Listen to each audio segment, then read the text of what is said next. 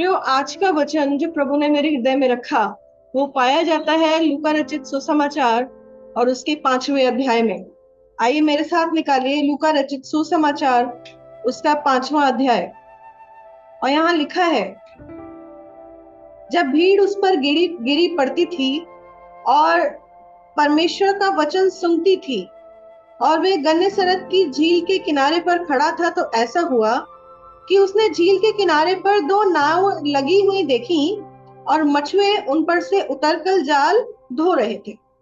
उन नावों में से एक पर, जो शिमोन की थी, चढ़कर उसने उनसे विनती की कि किनारे से थोड़ा हटा ले। तब वह बैठकर लोगों को नाव पर से उपदेश देने लगा। जब वे बातें कर चुका, तब शिमोन ने कहा, गहरे में चल। शिमोन से कहा, गहरे में ले चल और मछलियां पकड़ने के लिए अपने जाल डालो। शमौन ने उसे उत्तर दिया, हे स्वामी, हमने सारी रात मेहनत की और कुछ ना पकड़ा, तो भी तेरे कहने से जाल डालूंगा। जब उन्होंने ऐसा किया तो बहुत मछलियां घेर लाए और उनके जाल फटने लगे। इस पर उन्होंने अपने साथियों को, जो दूसरी नाव पर थे, संकेत किया कि आकर हमारी सहायता करो, और उन्होंने आकर दोनों नाव यहां तक भरनी कि वे डूबने लगी। यह देखकर पतरस यीशु के पांव पर गिरा और कहा, हे प्रभु, मेरे पास से जा, क्योंकि मैं पापी मनुष्य हूँ। क्योंकि इतनी मछलियों के पकड़े जाने से उसे और उसके साथियों को बहुत अचंभा हुआ, और वैसे ही जब्दी के पुत्र याकूब और यूहन्ना को भी, जो शिमोन के सहभागी थे, अचंभा हुआ। तब यीशु ने शिमोन से कहा, मत डर, अब से तू मनुष्यों को जीवता पकड़ा करेगा। ये पैसेज बाइबल का, जिसका हेडिंग हमारी बाइबलों में लिखा हुआ है, ज्यादातर सभी की बाइबल में हेडिंग्स होंगे, वहां लिखा हुआ है मछुओं का बुलाया जाना। मछुओं का बुलाया जाना ये नया पैसेज नहीं है। बाइबल में बहुत ज्यादा बार इसको पढ़ा और सुना जाता है। इस पे बहुत से प्रचार हमने सुने हैं, बहुत सी बार सुने हैं।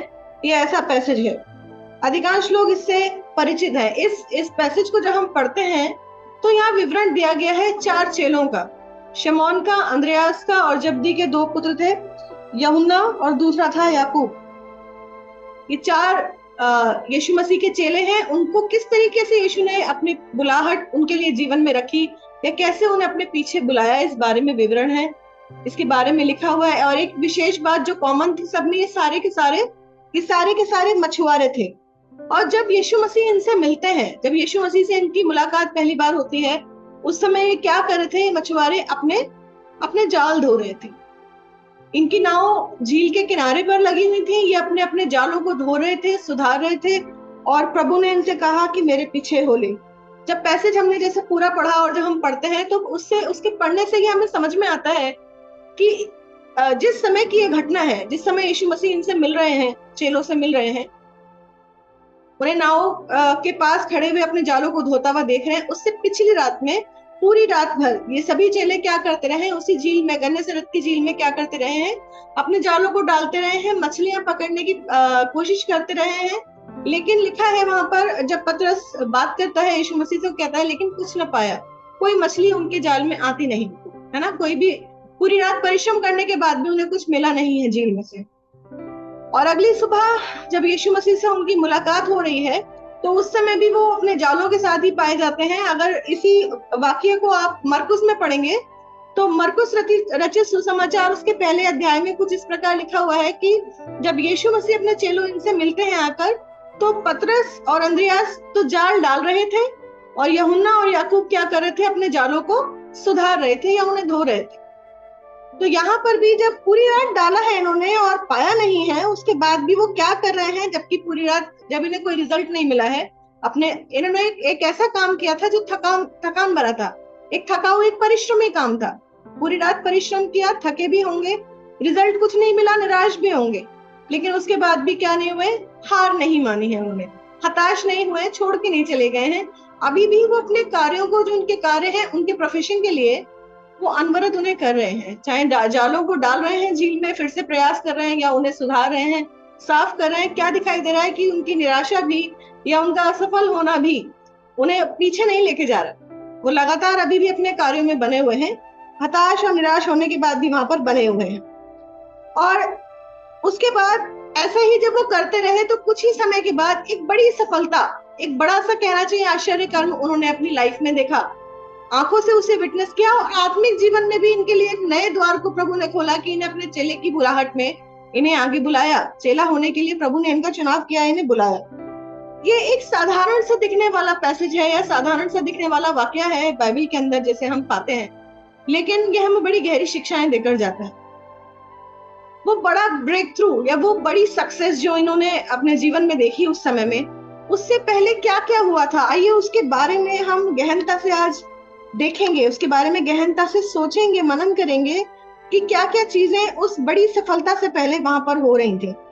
सबसे पहली बात हमें जो यहाँ दिखाई देती है वो दिखता है चेलों का हार ना मानना। जैसे कि अभी भी हम बात कर रहे थे, इन्होंने क्या किया था, पूरी रात वहां पर जाल डाला था, पूरी रात उस झील में क्या करा था, जाल डाला था, फिशिंग की थी, लेकिन मछली मिली कोई नहीं थी, ये असफल रहे थे, फेलियर्स को इन्होंने फेस किया था। जो कार्य मछली पकड़ने का है, जितना हम समझते हैं, वो एक काफी मेहनत भरा कार्य है ना। रात भर उन्होंने वहां के खतरों को उठाया, एक ऐसा कार्य था जो बहुत रेस्टलेस कर देने वाला कार्य था, अनवरत उस कार्य को करते रहे, लेकिन क्या रहे, असफल रहे। ये बात क्या दिखाती है कि जो इनका कार्य था, ये प्रोफेशनली क्या थे, मछुआरे थे, वो प्रोफेशन था इनका। हो सकता है इनके परिवार का वही अर्निंग का सोर्स हो, जिसके थ्रू ये अपने फैमिली के लिए अर्न करते हो मनी। तो परिवार के प्रति जो इनकी जिम्मेदारियां थी, उनको वहन करने का, उन जिम्मेदारियों को उठाने का ये मार्ग था इनके पास कि वो मछुआरा होने की जो ड्यूटी है इनकी, उसको ये क्या करें, पूरा करेंगे। यहाँ दिखाई देता है अपनी ड्यूटीज के लिए ये कितने ईमानदार हैं, अपने प्रोफेशन के लिए ये कितने ईमानदार है, कितने समर्पित हैं। इनकी मेहनत वहां पर दिखाई देती है, इनका परिश्रम वहां पर दिखाई देता है, इनका हार ना मानना वहां पर दिखाई देता है। अपनी असफलता को स्वीकार कर पा रहे हैं, है ना। बहुत ज्यादा इतने निराश नहीं हो गए हैं कि थक के बैठ गए, इतने निराश नहीं हो गए हैं कि सोचने लगे कि प्रोफेशन ही गलत है, छोड़ के कहीं और ट्राई करते हैं। जाल छोड़ छाड़ दिए, फेंक दिए और छोड़ के कहीं और चले गए या बीमार पड़ गए, ऐसा नहीं दिखाई दे रहा है।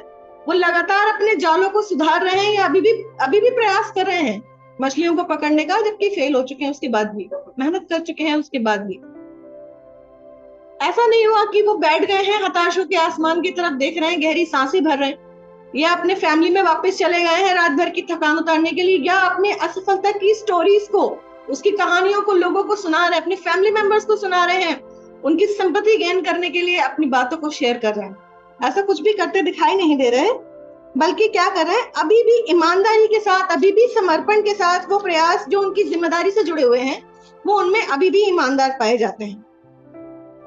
दूसरी बात जो यहाँ हम देखते हैं, वो हम देख रहे हैं कि वो अपने जालों को क्या कर रहे हैं, सुधार रहे हैं, वो अपने जालों को सुधार रहे हैं। जाल जैसा कि आप जानते हैं फिशिंग के लिए यूज होने वाले वो नेट हैं, जिनमें क्या करते हैं मछुए, बड़ा सा जाल होता है, बहुत ताकत के साथ उसको फेंका जाता है, बहुत बड़ा जाल हो, जब उसमें मछलियां भर जाती है, जब पानी से भर जाता है, मछलियों से भर जाता है और हैवी हो जाता है, मुश्किल से खींचा जाता है।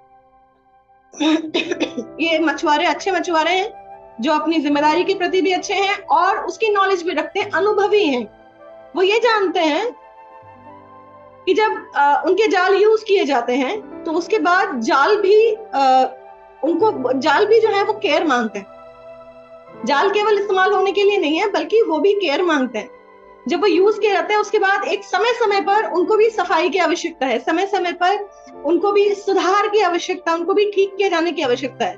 वो ये जानते हैं कि जब उन्हें पानी में फेंका जाता है तो मछलियों के अलावा भी बहुत कुछ चीजें पानी में जो मौजूद होती हैं, जैसे हो सकता है आसपास के पेड़ पौधों की टहनियां वहां रहती हो, वहां गंदगी रहती हो, इंसानों के द्वारा फेंकी गई या हवाओं के द्वारा बह जाने वाली गंदगी वहां पर हो, मिट्टी होगी और दूसरे अनवांटेड रीड्स या प्लांट्स होंगे, दूसरे अनवांटेड पानी के क्रीचर्स होंगे, मछलियों के स्केल्स होंगे, उनके ऊपर के शेल्स होंगे, जो पानी के जानवर या जंतु मर जाते हैं, जीव मर जाते हैं, उनकी डेड बॉडीज होंगी। वो सब चीजें क्या होगी, जब जाल डाला गया तो वो सभी चीजें उसमें फंस के आएंगी मछलियों के साथ साथ। मछलियां निकाल लेते हैं, लेकिन वो जो गंदगी है उसको इससे पहले कि जाल दोबारा डाले जाएं, उस गंदगी को जाल में से साफ करना जरूरी है। अब जाल क्योंकि बारीक काम है, एक बहुत बारीक बुना हुआ जाल है, तो उसको साफ करना भी मुश्किल है, उसको साफ करना भी उतना ही मुश्किल है। लेकिन वो इस बात को बखूबी जानते हैं कि अगर वो अपने जालों को साफ नहीं करेंगे तो वो अपने प्रोफेशन को फ्रूटफुली नहीं कर सकते, वो अपने कार्य, अपनी जिम्मेदारी को कहना चाहिए सफलता के साथ अच्छी तरह से नहीं कर सकते। तो इस बात को जानते हुए वो क्या कर रहे हैं, अपने जालों को सुधार रहे हैं, असफल रहे हैं लेकिन उसके बाद भी अपने कार्य के लिए, अपनी अगले प्रयास के लिए, है ना, जालों को सुधार क्यों रहे हैं?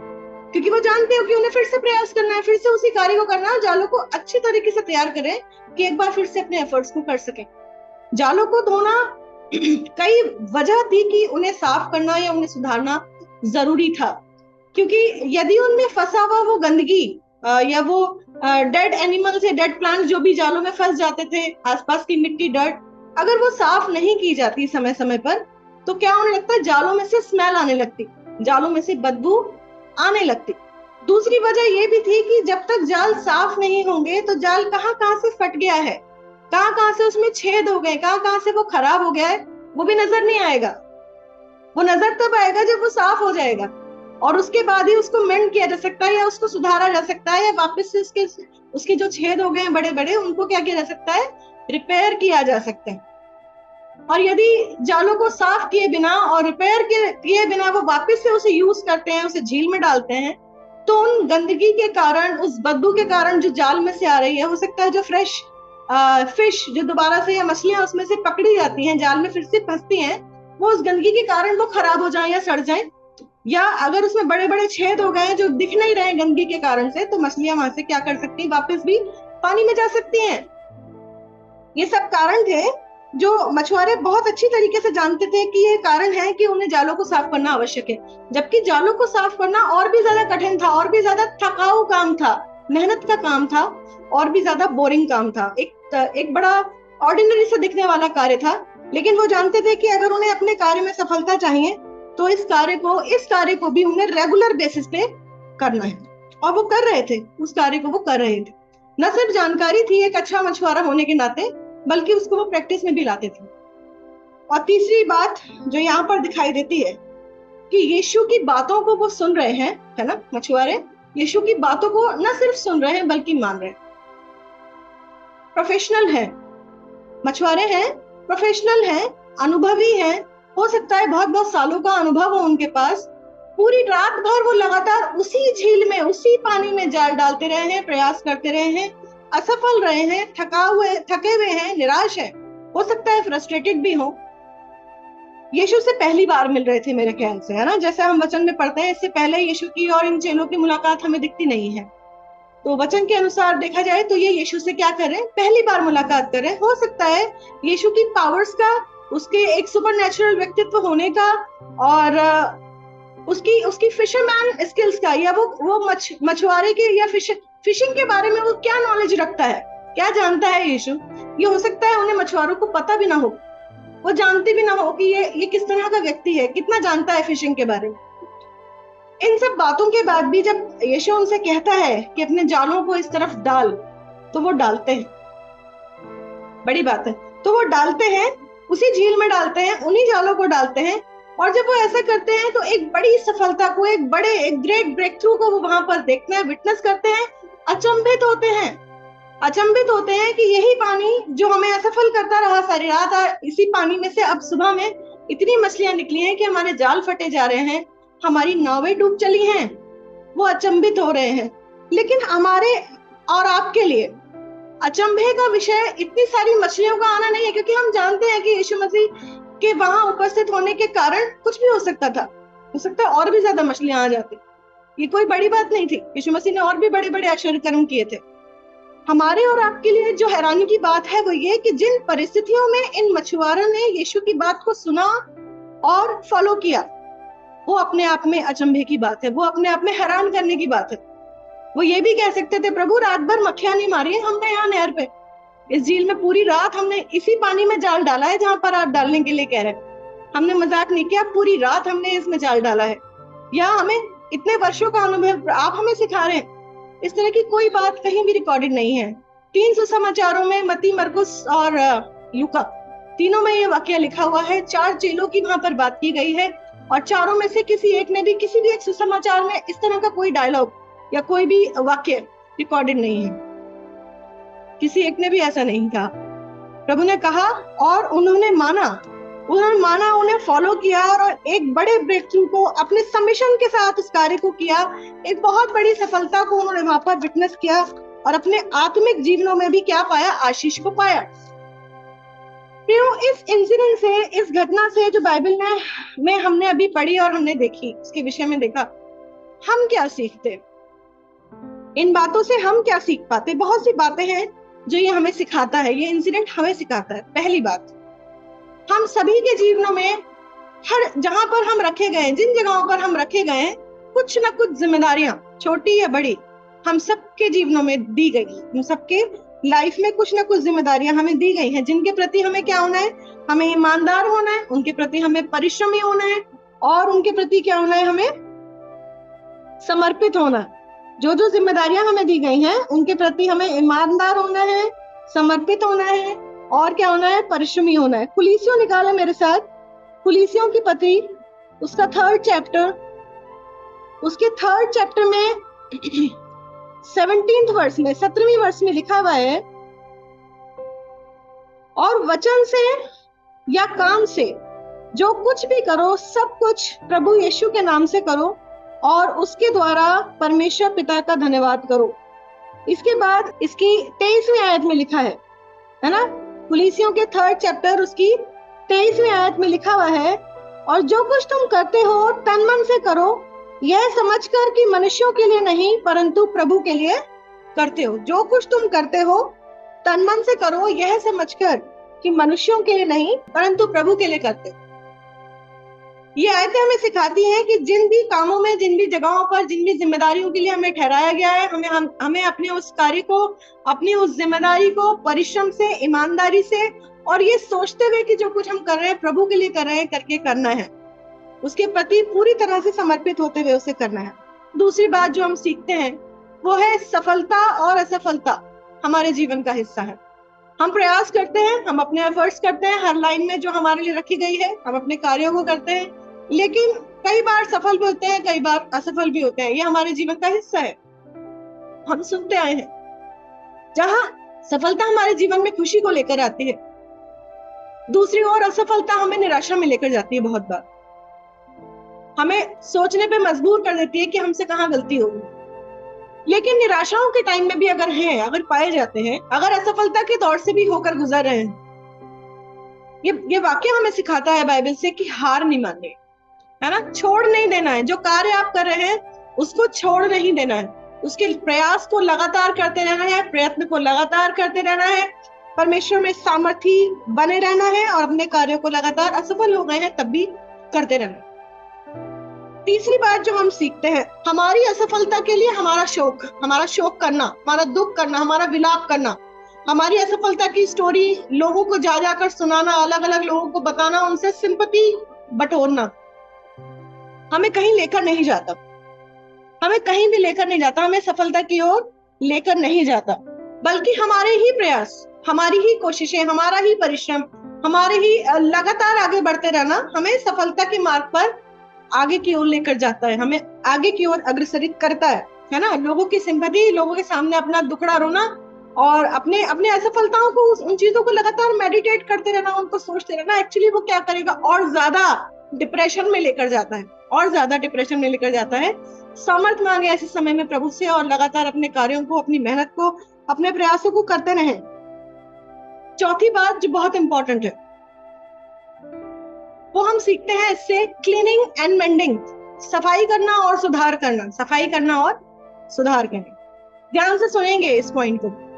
जब संसार रूपी इस समुद्र में या पानी में हमारे जीवन रूपी जाल डाले जाते हैं, तो जो भी गंदगियां इस संसार में विद्यमान है वो कई बार हमारे जालों से क्या करती हैं, उसके कांटेक्ट में आती हैं, हमारे जीवनों के कांटेक्ट में आती हैं और अधिकांश रूप में क्या होती हैं, वो उसमें फंस जाती हैं, हमारे जीवनों में फंस जाती हैं। और कई बार जब वो साफ नहीं की जाती हैं वो गंदगियां, हमारे जीवनों से बदबू आने लगती है, हमारे जीवनों से क्या होने लगती है, बदबू आने लगती है। और अगर वो साफ न किया जाए, न सिर्फ बदबू आने लगती है बल्कि वो हमारे जीवन के जाल दोबारा से यूज करने के लिए इफेक्टिवली या फ्रूटफुली प्रिपेयर नहीं होते, वो अपना रिजल्ट अच्छी तरह से नहीं दे पाते, और उनमें कहीं ना कहीं नुकसान होता है हमारे जीवनों को के रूपी जीवन रूपी जालों को क्या होता है, नुकसान उस गंदगी से होता है, वो कई जगह से कट फट जाते हैं। इस बात को थोड़ी गहनता से समझेंगे या विस्तार से समझेंगे, थोड़ा डीप में चलकर समझेंगे। कैसे समझेंगे? हमारे जीवनों के लिए परमेश्वर ने जो एक आत्मिक कहना चाहिए टारगेट रखा है ना, आत्मिक रूप से जो हमारे लिए कार्य रखा है, वो क्या है कि हम लोगों में, अपने भाइयों में, अपनी बहनों में क्या करें, परमेश्वर के सुसमाचार को बांटे, है ना। यही सेवा हम सबके लिए प्रभु ने कहीं ना कहीं रखी है। जब हम उस सुसमाचार की सेवकाई को लेकर इस संसार रूपी वाटर में या पानी में जाते हैं, या कहिए कि समुद्र में जाते हैं, तो हमारे जीवन रूपी जाल, मतलब कि हमारे जो हृदय है, हमारे जो मन है, उनका कांटेक्ट बहुत सारे लोगों से होता है। हम बहुत सारे लोगों से मिलते हैं, बहुत सारे लोगों से कनेक्ट करते हैं, जो कई बार बहुत ज्यादा ऐसे जीवन भी होते हैं जो बहुत ज्यादा प्रदूषित पाए जाते हैं, बहुत ज्यादा पोल्यूटेड, बहुत ज्यादा करप्ट पाए जाते हैं। जब हम ऐसे जीवनों के साथ प्रभु के वचन को शेयर करते हैं, उनके लिए प्रार्थना करते हैं, उनकी काउंसलिंग करते हैं, उनसे बहुत सारी उनके साथ हमें संगतियां करनी होती है, अपने रिजल्ट को लेकर आने के लिए उनके साथ संगतियां करनी पड़ती हैं। लेकिन जरूरी नहीं कि हर बार सफलता मिल ही जाए, बहुत बार असफलता भी आती है। लेकिन उनके जीवन में जो गंदगी पाई जाती है, वो जब हमारे जीवनों के साथ कांटेक्ट में आती है, तो वो कहीं ना कहीं अपना प्रभाव छोड़ती है। ये बहुत कॉमन है, बहुत आम है। वो कहीं ना कहीं अपना प्रभाव छोड़ती है, और अगर हमारे जीवन कहीं वीक पाए जाते हैं, तो हमारे जीवनों में, हमारे हृदयों में वो फंस भी जाती है, या हमारे हमारे अंदर, हमारे हृदय के अंदर कई बार क्या कर जाती है, वो घर कर जाती है। किस तरह से करती है? जब लोगों के कई बार व्यवहार, उनकी कई बार बोलियां, उनका रिजेक्शन, कई बार बहुत सी बार प्रताड़ना उनकी, बहुत सी बार उनका उपहास करना, है ना, या बहुत सी बार उनकी कड़वाहट उनके अंदर की, या उनका हठीलापन फेस करना पड़ता है। जो प्रभु के लोग होते हैं, जब वो वचन को लेकर जाते हैं, या जब वो परमेश्वर की बातों को करते हैं, उन्हें इन सब बातों के लिए अपने आप को क्या करना पड़ता है, प्रिपेयर करना पड़ता है। कहीं ना कहीं इन चीजों को उन्हें फेस करना पड़ता है। उसके बाद भी उन्हें माफ करना पड़ता है, उसके बाद भी अपने आप को सरल रखना होता है, अपने आप को मीठा रखना होता है, अपने जीवन से यीशु को दिखाना होता है, और दिखाते रहना होता है। बहुत सी बार जब इन कड़वाहटों के मध्य में आप पाए जाते हैं, ऐसी कड़वाहटों के बीच में आप पाए जाते हैं, उन्हें फेस करते करते भी, उन्हें माफ करते करते भी, उन्हें अवॉइड करते करते भी, कई बार क्या होता है कि वो कड़वाहट हमारे हृदयों में प्रवेश कर जाती, मतलब हमारे जीवनों में, हमारे जालों में फंस जाती है। ऐसा कब होता है? जब परमेश्वर से ज्यादा हम मनुष्यों से संगति करने लगते हैं। वो जीवन या प्रभु के वो सेवक और सेविकाएं जो परमेश्वर से ज्यादा लोगों की संगति करने लगते हैं, उनके जीवन में अक्सर ऐसा देखा जाता है ना, कि लोगों के जो, उनके जो बैड कैरेक्टर्स हैं, या उनकी जो बैड हैबिट्स हैं, वो उल्टा इम्पैक्ट डालने लगते हैं। जब आप परमेश्वर की संगति में कम और लोगों की संगति में ज्यादा बैठते हैं, तब उनकी गंदगियां हमारे हृदय रूपी जाल में क्या होने, फंसने लगती हैं। अगर ये जाल उस समय पे साफ न किए जाएं, तो इनमें से बदबू आने लगती है ना, या वो गंदगी का प्रभाव ऑटोमेटिकली अंदर हमारे दिखाई देने लगता है। वो पुराना सा स्वभाव, वो गंदी सी आदतें, वो पाप का वश उस सेवक पे फिर दिखाई देने लगता है, जालों से बदबू आने लगती है। और उसके परिणाम में क्या होता है? मिठास जाने लगती है, कड़वाहट अंदर आती है, पाप का नेचर फिर से अंदर एंटर करने लगता है, और यीशु मसीह के लहू का बाड़ा जो लगा हुआ था, वो टूटने लगता है जगह जगह पर से। मतलब जालों में जगह जगह पर से छेद होने स्टार्ट हो जाते हैं, और उसमें बहुत सारी जगह पर सुधार की आवश्यकता दिखाई देने लगती है। ऐसा किन जीवनों के साथ होता है? जो परमेश्वर के साथ कम बल्कि मनुष्यों के साथ ज्यादा संगति करते हैं, मतलब अपना जो पर्सनल रिलेशनशिप है लॉर्ड के साथ, उसको उस तरीके से मेंटेन नहीं करते। मिनिस्ट्री पे या अपनी सेवा पे, अपने कार्य पर, उस पर वो ज्यादा ध्यान देने लगते हैं, फोकस करने लगते हैं। तब ऐसा बहुत बार हो जाता है। अगर इस समय भी उन जालों को सुधारा ना जाए, उनको साफ ना किया जाए, मीन्स वो ऐसे लोग, ऐसे सेवक, ऐसे दास अगर अपने जीवन को उस समय पे भी, जब उनके अंदर वो देख रहे हैं कि पाप फिर से एंटर करने लगा, मेरे जीवन में फिर से पुराना सा स्वभाव दिखाई देने लगा, फिर से किसी के प्रति मेरे मन में कड़वाहट आने लगी, लेकिन वो अपने जीवन को ना सुधार के फिर भी वो मिनिस्ट्री में, फिर भी वो सेवा में, फिर भी वो लोगों में ही लगा हुआ है, तो ऐसा व्यक्ति क्या हो जाएगा? धीरे धीरे वो दोहरा चरित्र जीना शुरू कर देगा, वो दोहरा जीवन जीना शुरू कर देगा। अंदर कुछ और, बाहर कुछ और। बाहर से वो प्रचार, अपनी जुबान से प्रचार करेगा यीशु मसीह का, लेकिन अंदर भरा है उसके कड़वाहट, अंदर भर गया है पाप, अंदर, क्योंकि उसके नाके टूट चुके हैं, है ना, लहू के बाड़े जो थे वो टूट चुके हैं, पाप एंटर कर चुका है, तो अंदर से तो गंदगी है, लेकिन ऊपर से कैसा, ऊपर से वो यीशु मसीह की बातें कर रहा है। अब इस तरह का जीवन जो दोहरा जीवन हो गया है, जो डुअल कैरेक्टर हो गया है, वो एक फ्रूटफुल रिजल्ट लेके नहीं आ सकता। परमेश्वर को पसंद नहीं है डुअल कैरेक्टर, दोहरा जीवन प्रभु को पसंद नहीं है। बाइबल में ऐसे जीवनों को ढोंगी और कपटी करके शब्द लिखा हुआ है। ऐसे जीवन परमेश्वर के योग्य नहीं, परमेश्वर को पसंद नहीं और उसकी सेवा के भी योग्य नहीं, क्योंकि एक फ्रूटफुल रिजल्ट को लेकर नहीं आ सकते। तो ऐसे समय में जब आप क्या नहीं कर सकते, जब आप सेवा के लिए प्रिपेयर नहीं है, या जब जाल दोबारा से डाले जाने के लिए, लोगों के मध्य में पहुंचने के लिए प्रिपेयर नहीं है, तो ऐसे समय में क्या करना है? फिशिंग नहीं करनी है ना, सेवकाई ना करते हुए, बल्कि ऐसे समय पे क्या करना है? अपने जालों को सुधारना है, उन्हें मेंड करना है, उनकी गंदगियों को साफ करना है। और क्या करना है? कहाँ कहाँ पर कचरा, कहाँ कहाँ पर कूड़ा है, वो साफ करने के बाद जहां जहां पर छेद और जहां जहां पर बड़े बड़े होल्स पाए जाते हैं, उन्हें भी क्या करना है? वापस से उन्हें भी ठीक करना है, उन्हें भी सुधारना है। ठीक है। अब एक विशेष बात, हर एक चीज ठीक होने के लिए एक स्पेशल जगह रखी हुई होती है।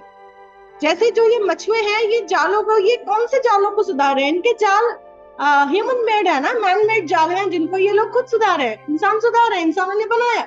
लेकिन हम इस समय जिन जालों की बात करें, अपने हृदयों की बात कर रहे हैं। हमारे हृदय कौन ठीक करेगा, कौन उन्हें मेंड करेगा, कौन रिपेयर, कौन सुधारेगा उनको? हम नहीं सुधार सकते प्रियो, क्योंकि उसे हमने बनाया ही नहीं है। उसे बनाने वाला तो परमेश्वर है। हमारे हृदय रूपी जालों को परमेश्वर ने रचा, और उसी के पास वो पावर्स है, उसी के पास वो अथॉरिटी है, उसी के पास वो सामर्थ्य है कि वो उनको वापस से रिपेयर कर सकता है, वापस से नया कर सकता है, उन्हें वो मेंड कर सकता है। हमारे और आपके बस की बात नहीं कि हम अपने हृदय रूपी जालों को सुधार कर सके, लेकिन हमें और आपको जो करना है वो ये कि हमें उनको परमेश्वर के पास लेकर जाना है। प्रार्थना में, अपनी प्रार्थनाओं में परमेश्वर के निकट उन्हें लेकर जाना है, पश्चाताप के साथ, समर्पण के साथ, प्रार्थना के साथ उन्हें लेकर जाना है कि प्रभु आइए और मेरे हृदय को आप क्या करिए, फिर से शुद्ध और नम्र कर दीजिए, फिर से निर्मल कर दीजिए कि आपकी सेवा के लिए प्रिपेयर हो सके। तब लॉर्ड अपने ग्रेस के अनुसार क्या करेंगे? आपके हृदय को फिर से पहले की तरह अच्छा करेंगे, साफ करेंगे, और क्या कर देंगे? रिफॉर्म कर देंगे, उसको रिस्टोर कर देंगे उसको, और वापस से उसे अपने कार्यों के लिए इक्विप कर देंगे, सजा देंगे। पवित्र आत्मा के ग्रेस से उसको क्या कर देंगे? सजा दिए जाएंगे आपके हृदय। जब आपके सारे जख्म यीशु मसीह के लहू से धुलकर शुद्ध हो जाएंगे, साफ हो जाएंगे, तब जब कोई तकलीफ नहीं रहेगी, तब जब कोई कड़वाहट नहीं रहेगी, जब मिठास फिर से एंटर कर जाएगी, जब आपके बाड़े फिर से बांध दिए जाएंगे, जब जालों में कोई होल फिर से नहीं रहेगा, तो एक बार फिर से आपके जाल प्रिपेयर हो जाएंगे एक बड़े ब्रेक थ्रू के लिए, एक बड़े सक्सेस के लिए, जो यीशु मसीह की सामर्थ में होकर आप देखेंगे अपने जीवन में। हम सभी कहीं ना कहीं अपनी अपनी गाड़ियों को चलाते हैं, चाहे हमारे पास 2 व्हीलर्स हो या हमारे पास 4 व्हीलर्स हो, है ना, हम सब यूज करते हैं गाड़ियों को। एक सर्टेन टाइम के बाद हमारी गाड़ियों को सर्विसिंग की जरूरत होती है। सर्विस के बिना उसे चलाएंगे तो प्रॉब्लम हो सकती है, वो नहीं चलेगी, हो सकता है आगे और भी बहुत सी प्रॉब्लम्स हो सकती हैं। और सर्विस के लिए ये भी जरूरी है कि एक पर्टिकुलर व्यक्ति को या एक मैकेनिक को या एक वर्कशॉप पे उसको दिया जाए, कोई भी उसे सर्विस नहीं कर सकता। उसी तरीके से हमारे हृदय रूपी जाल जो है, हमारे जीवन जो है, उनके लिए जो एक स्पिरिचुअल लाइफ में स्पिरिचुअली जो उनके लिए एक टारगेट डिसाइड किया गया है, उनके लिए जो कार्य रखा गया है, उसको करते करते जब वो कई बार प्रदूषित हो जाते हैं, वो गंदे हो जाते हैं, वो खराब हो जाते हैं, उनको सही करना, साफ करना हमारी जिम्मेदारी है कि हम उसे लेकर जाएं उसके मैकेनिक के पास, उसको सर्व करने वाले के पास, उसको ठीक करने वाले के पास, और उसको ठीक कराकर पुनः उसको कार्य में लाने के लिए प्रयास करें। तब परमेश्वर जब आपको फिर से एक बार प्रिपेयर कर देगा उन सब चीजों के लिए, तो पुनः उसी पानी में, जिस पानी ने आपको रिजेक्ट कर दिया था, जिस पानी ने आपको फेलियर्स दिखाया था, असफलता दिखाई थी, परमेश्वर की आवाज सुन के जब वापस से आप उसी पानी में या उसी स्थानों पर उन्हीं लोगों के मध्य में जब आप सेवा करते हैं, तब आप एक बड़े ब्रेक थ्रू को परमेश्वर की सामर्थ्य में होकर देखने पाते हैं। लेकिन उस समय पर आपका विश्वास आपके ज्ञान पर और आपकी धार्मिकता पर नहीं, बल्कि यीशु मसीह की धार्मिकता और उसके वचनों पे होना अनिवार्य है। मैं विश्वास करती हूँ आज के वचन से हम सब ने बहुत कुछ सीखा है। प्रभु ने हम सबको आशीषित किया है। होने पाए ये वचन हम सबके जीवनों में कार्य करें, और इससे पहले कि हम सब परमेश्वर की महिमा के लिए इस्तेमाल किए जाएं, अपने अपने जालों को हम सुधारना सीखें। आइए प्रार्थना करें। धन्यवाद करते हैं सामर्थी प्रभु सारी बातों के लिए जो आज की शाम में पिता आपने हमें सिखाई हैं। प्रभु हम अपने आप को, अपने हृदयों को आपके हाथों में सौंपते हैं परमेश्वर प्रभु। हमारे हृदयों में जो भी गंदगियां, जो भी बुराइयां, जो भी कमियां पाई जाती हैं प्रभु, बेशक हम उन्हें, हो सकता है कि हम उन्हें देख नहीं पा रहे लॉर्ड, लेकिन आप सब कुछ जानते हैं प्यारे परमेश्वर। हमारे हृदयों को अपने लहू से धोकर निर्मल करें पिता, और जो भी कुछ उनमें सुधार की गुंजाइश है प्यारे परमेश्वर प्रभु यीशु, आप उन्हें सुधारें, आप उन्हें वापस से नया कर दें, निर्मल कर दें, और अपनी महिमा के लिए प्यारे परमेश्वर आप हमें इस्तेमाल करें। सब बातों को आपके हाथों में सौंपती, उपस्थित एक जीवन को यीशु आपके नाम से ब्लेस करती, इस मिनिस्ट्री को प्यारे परमेश्वर आपके नाम से ब्लेस करते हैं। आपकी मर्जी हो तो फिर से मिलने पाए प्रभु, और आपके नाम को महिमा दें। इस प्रार्थना को अपने उद्धार करता प्रभु यीशु मसीह के सामर्थी और मीठे नाम से मांगते हैं, आमीन।